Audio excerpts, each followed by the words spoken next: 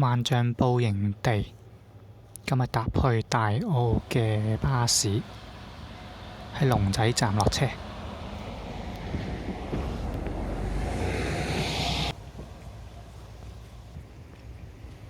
落咗車之後，後邊轉入去引水道，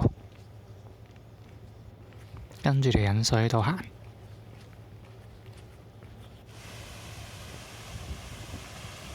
石屎路冇乜特別。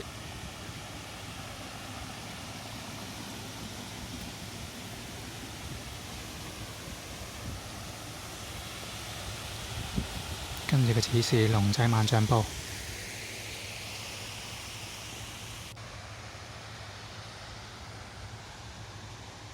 行到咁上下，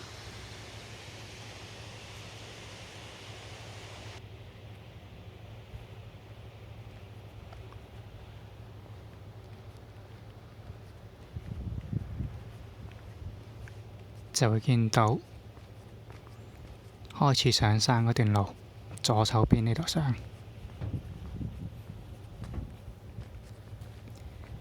咁由落車去到營地都要大約上山行1個鐘度。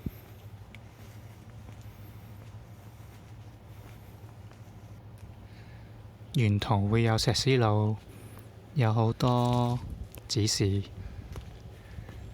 亦都會有啲山路。咁啱啱見到呢度指返落去大澳嗰度呢，呢度就係鳳凰徑第6段，我哋 keep 住鳳凰徑第5段左手邊呢度上。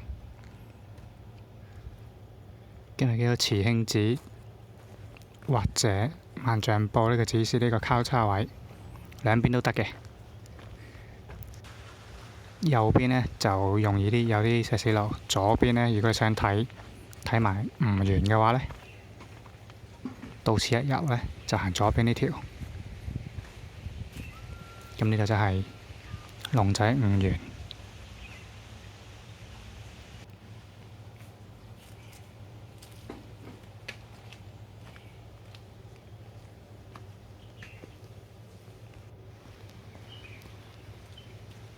咁就落山呢，其實可以由頭先嗰個落返去大澳嘅，因為嗰度第6段係非常之斜嘅，同埋石屎，同埋如果落雨嘅話比較跣。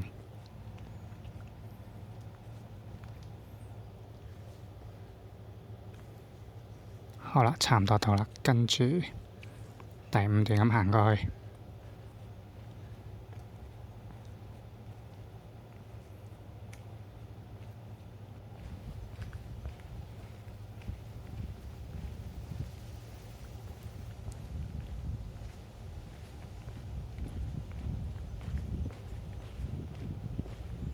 呢段路平時都會有行山人士，都唔少嘅。到咗啦，第1個入口。咁呢個營地可以兩邊入嘅。咁呢邊入去又係要再上石級。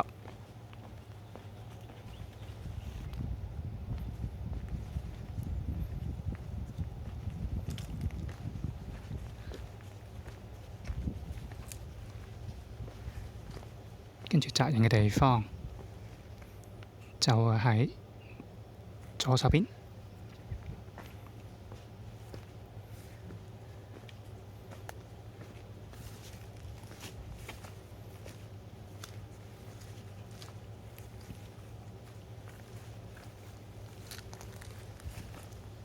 呢度上咗去第1層。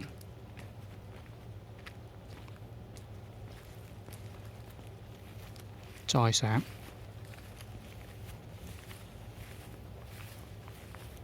頂層，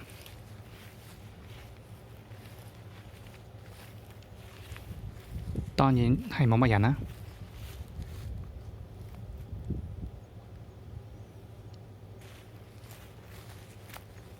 都係有燒烤樓啦。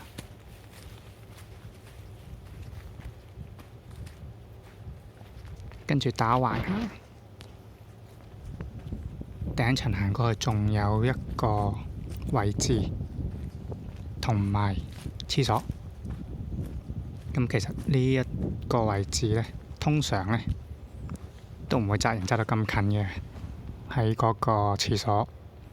但係今次係例外，因為呢個位置係最好嘅。咁我就喺呢度，首先就揾個樹蔭位坐低，因為就會好攰，行到好攰，坐低休息下先。尤其是係夏天。咁頭先啱啱影到呢，就喺慈慶寺啦，呢度啦，對面山頭就係啦，會幾大風，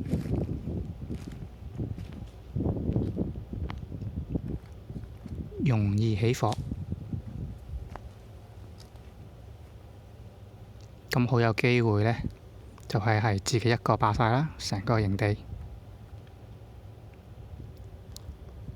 咁電話信息係幾得意嘅，有時有，有時冇嘅。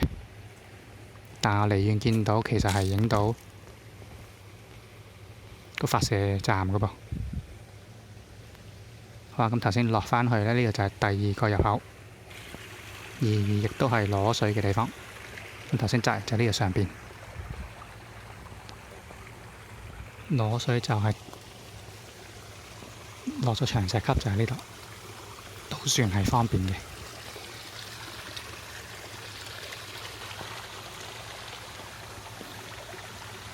咁呢個營地嘅特別之處就係夜晚嘅時候入黑，你會聽到慈慶寺有人敲鐘。咁呢個地方其他山頭呢都會有幾間寺廟嘅，除咗敲鐘聲之外呢，就會冇其他聲音噶啦，冇咩動物聲，亦都冇船聲，所以有一個深山修煉嘅感覺，非常之舒服。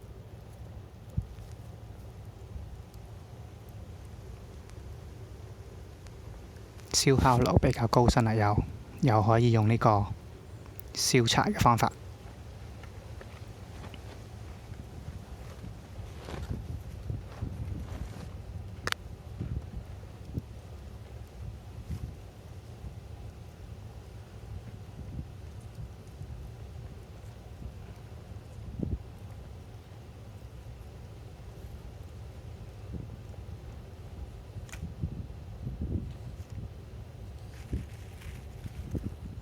因為大風嘅原因呢，啲柴呢燒得會比較快，所以最好執多少少，比平時煮食用嘅柴。